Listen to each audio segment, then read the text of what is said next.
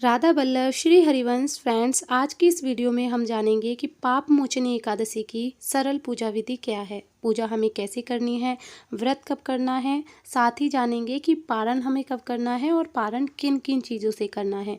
तो फ्रेंड्स, पाप मोचनी एकादशी का व्रत करने से हमारे समस्त जीवन के पाप नष्ट हो जाते हैं। इसके साथ ही यदि हमारे पूर्वजों द्वारा कोई पाप हुआ है, जैसे कि चोरी, स्त्री गमन इत्यादि इस तरीके के कोई भी पाप हमारे पूर्वजों के जीवन में उन्होंने किए हैं, तो उन्हें भी इस पाप से मुक्ति मिलती है और इस पाप योनि से वो भी मुक्त हो जाते हैं। तो फ्रेंड्स, चलिए पूजा की विधि देख लेते हैं। सबसे पहले तो हमें एकादशी के दिन सुबह सवेरे उठकर जल्दी स्नान आदि से निवृत्त हो जाना है। उसके बाद में हमें एक चौकी लगा लेनी है। आप चाहें तो ये पूजा घर के मंदिर में भी कर सकते हैं। चौकी पे आप लाल या पीले रंग का कोई भी वस्त्र बिछा लीजिए। उसके ऊपर फूलों का आसन देते हुए हम भगवान विष्णु की प्रतिमा को विराजमान करेंगे। फ्रेंड्स, कई भक्तों के कमेंट आते हैं कि हमारे पास भगवान विष्णु की प्रतिमा नहीं है या फिर लड्डू गोपाल है।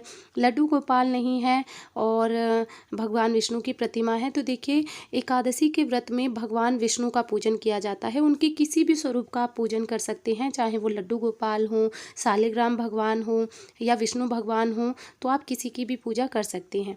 इसके साथ ही मैंने सुपारी के रूप में भगवान गणेश को विराजमान कर दिया है। आपके पास गणेश जी की कोई मूर्ति है तो आप वो भी रख सकते हैं। अब देखिए, जल के छींटे लगाकर मैंने शुद्धिकरण कर लिया है। वस्त्र स्वरूप मैंने कलावा समर्पित कर दिया है। उसके बाद हम धूप दीप प्रज्वलित करेंगे। आप चाहें तो घी का दीप प्रज्वलित कर सकते हैं, नहीं तो तिल का दीप भी जला सकते हैं।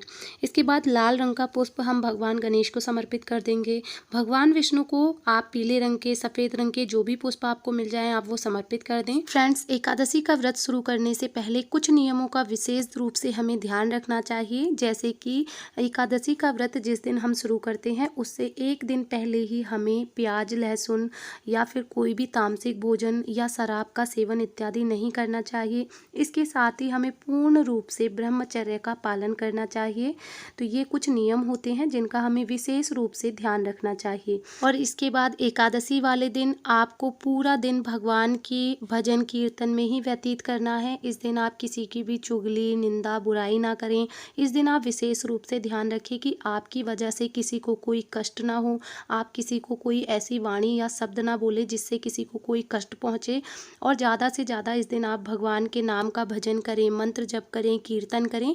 इस तरह से पूरा दिन आप जो है प्रभु के चरणों में ही व्यतीत करें। और इस दिन विशेष रूप से ध्यान रखें कि आपको सोना नहीं है, क्योंकि किसी भी व्रत में सोने से हमारे व्रत का पूर्ण फल हमें प्राप्त नहीं होता है। तो देखिए, इस तरह से हमारी जो पूजा है वो पूर्ण हो गई है।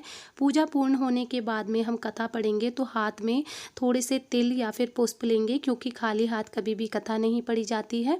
कथा आपको मेरे चैनल पर भी मिल जाएगी, आप वहां से भी सुन सकते हैं या फिर आप किताब से भी देखकर पढ़ सकते हैं। एकादशी के व्रत में कथा सुनना या पढ़ना बहुत ही जरूरी होता है।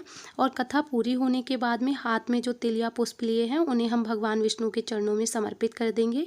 उसके बाद बहुत ही प्रेम पूर्वक हमें आरती करनी है। तो पहले भगवान गणेश की आरती करेंगे, उसके बाद भगवान श्री हरि विष्णु जी की आरती करेंगे। इस तरह से हमारी एकादशी की पूजा पूर्ण हो जाती है। तो फ्रेंड्स, अब जान लेते हैं कि पाप मोचनी एकादशी का व्रत हमें 25 मार्च को करना है या 26 मार्च को। तो देखिए फ्रेंड्स, एकादशी तिथि जो प्रारंभ होगी वो 25 मार्च को सुबह 5:05 से प्रारंभ होगी और एकादशी तिथि का जो समापन है वो 26 मार्च सुबह 3:45 पर समाप्त होगी। तो इसीलिए व्रत जो हम करेंगे वो व्रत हमें 25 मार्च को ही करना है। और अब जान लेते हैं कि व्रत का पारण समय क्या रहेगा।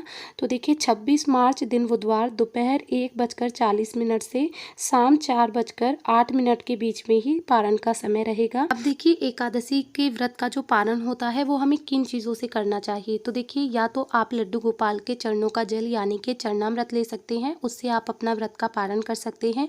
नहीं तो आप तुलसी पत्र ले सकते हैं, उससे भी पारण कर सकते हैं। या फिर आप चावल ले सकते हैं। अगर चावल पके हुए नहीं है तो आप चावल के 2 दाने लेकर उनसे भी अपने व्रत का पारण कर सकते हैं। आई होप कि आज का वीडियो आपको अच्छा लगा होगा। वीडियो अगर थोड़ा सा भी हेल्पफुल रहा हो तो वीडियो को लाइक शेयर कर दीजिएगा और चैनल को सब्सक्राइब ज़रूर कर लीजिएगा। मिलती हूँ अगले वीडियो में, तब तक के लिए आप सभी को राधे राधे, हरे कृष्णा।